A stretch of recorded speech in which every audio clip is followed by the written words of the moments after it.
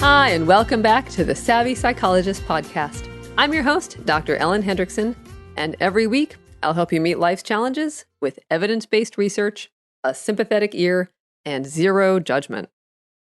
So last week, we tamed the green-eyed monster with an episode on how not to be jealous.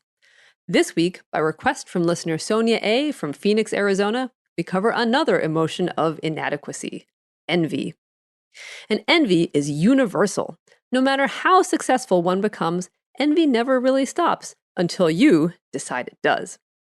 For example, just search online for billionaire yachts. What drives them to one-up one another? Do they really need 2 helicopter landing pads? Or is it envy? My money is on the latter. So like jealousy, envy is a complex, blended emotion. Envy is a mix of inferiority, hostility, and resentment. We feel envious when we negatively compare ourselves to someone we perceive as being more accomplished, wealthy, or generally superior. But it gets more complex. According to a 2015 study, there are actually 2 types of envy.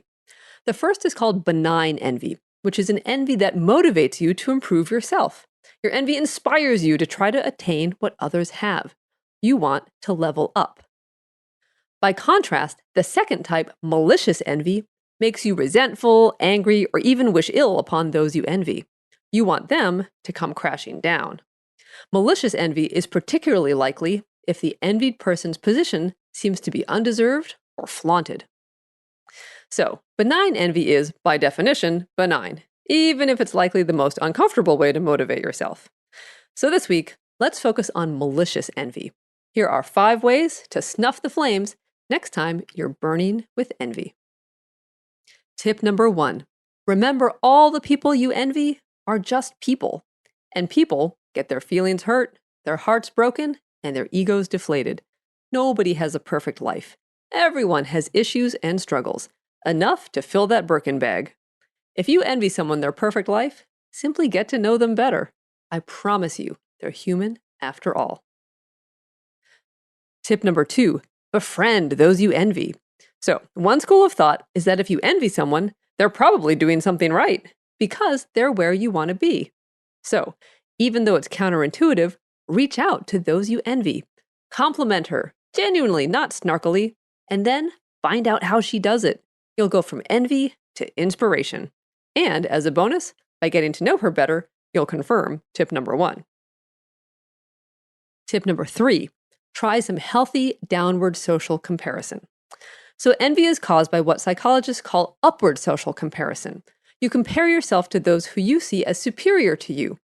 By contrast, in downward social comparison, you compare yourself to those less fortunate, which makes you feel better about yourself. However, there are 2 ways to do this. The unhealthy way is to simply replace your negative upward envy with the downward equivalent, scorn. The goal isn't to disparage those you think are beneath you. Instead, compare down with gratitude and appreciation. Think, there but for fortune go I, not I pity the fool. Your grandmother knew all about downward social comparison. She just called it counting your blessings. And interestingly, those you wouldn't think of as particularly lucky do this spontaneously. For example, an old 1985 study in the prestigious Journal of Personality and Social Psychology found that women fighting breast cancer, when comparing themselves to others, made downward comparisons to other, less fortunate patients up to 90% of the time. Tip number 4, remember that the things that really matter can't be quantified. So a problem with envy is that it's inherently comparative. And to compare, you have to be able to measure something: number of friends, size of paycheck, number of YouTube subscribers. But the things that really matter are the things that can't be quantified: goodwill, love, happiness, satisfaction with life. It's easy to get obsessed about quantity, so shift your focus to quality and feel your blood pressure subside.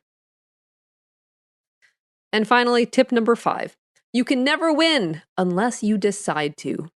There will always be someone richer, hotter, smarter, more accomplished, or generally more impressive than you. Someone with a later model Tesla will take your charging station in Aspen. Someone's penthouse will block your view in St. Bart's. No matter how much you have, it will never be enough. Until you decide it is. When you're satisfied with what you have, rather than envious of what you don't, by definition, you'll have conquered envy.